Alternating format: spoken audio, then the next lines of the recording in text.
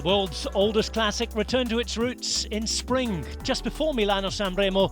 Milano-Torino, gone the Superga finish, this time a flat one, should have been for the sprinters. 199 kilometres just from the west of Milan, the starting point, in magenta, going through Vercelli and all of the River Po plain, alongside of those rice paddy fields, heading into Turin, past Cavaglia, not too far from Biella, down the Susa Valley, and then just to the west of the city of Turin, finishing in the town of Rivoli. No big climbs to talk about, one final little lump inside the last 15 kilometres, but nothing special, nothing that, should the teams require it, could prevent a sprint finish. 3 riders were brave enough to get out in the breakaway. Marcelluzzi, Viegas and Alba. Marcelluzzi making his debut on Italian professional racing and getting in the breakaway for Bardiani. They were given a maximum gap of 4.5 minutes. It was already below a minute with just less than 50 kilometres to go. 6 or 7 teams involved in the chase.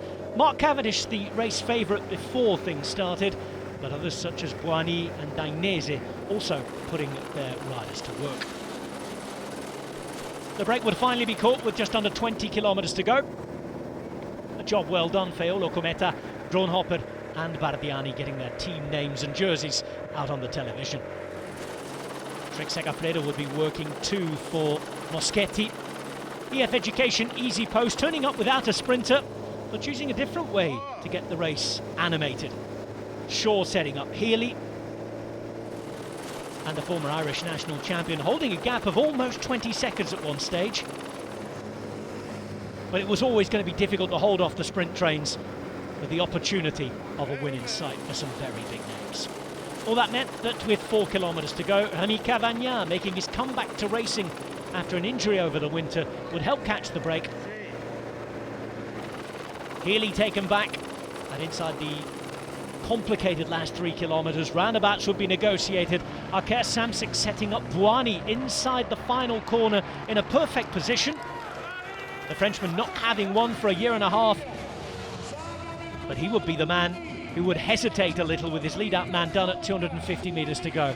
Up steps Michael Murko, the best lead-out man in the world. Quick-step Alpha Vinyl also having the best sprinter in the history of the sport, and Mark Cavendish stepping off the wheel of Murko, face in the wind, and nobody was quick as him. Cavendish beating Bouhanni, Christophe and Cantor up there as well, and Mark Cavendish, the first ever British winner of the world's oldest classic. The top history maker making plenty more of it.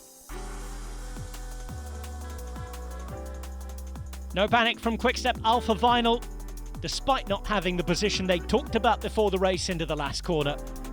Murko setting up Cavendish. Encouraging signs too for Peter Sagan, one of his best finishes of the season as well, despite not really contesting the win. Cavendish, Bouhanni, Christophe, Cantor, Sagan, with Vendrame, Murko, Swift, Consonni and Girmay making up the top 10. So no Superga finish, but a big sprint finish. Mark Cavendish the winner, and beating some very, very big sprint names along the way. The biggest of them all winning though, win number 159 in his career. The Max Missile might not be going to San Remo, but he's added a brand new race to his palmarès, and given the climby additions of the last few years, one that probably he never thought he'd have a chance of winning. The names alongside him prestigious, Cavendish adding to his legend as the world's greatest sprinter.